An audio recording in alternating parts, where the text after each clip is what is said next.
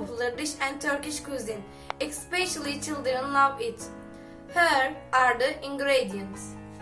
Ingredients: stuffed with wine leaves, rice, onion, garlic, parsley, tomato paste, spice, black pepper, red pepper, salt, lemon juice, olive oil.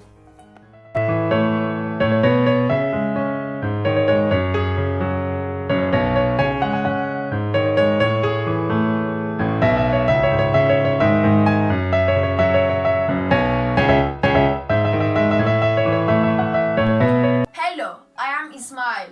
I am 13 years old. Potato salad is my favorite meal. It is healthy and delicious.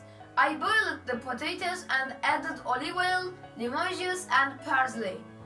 You can cook it.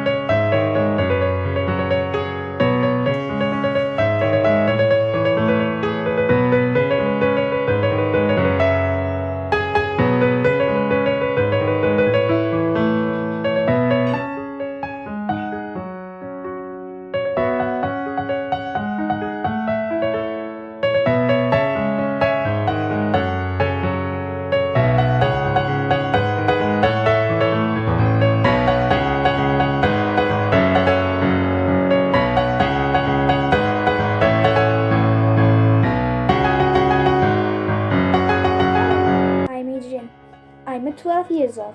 I cook it ishli köfte for you. It is a traditional Turkish dish, is yummy and healthy.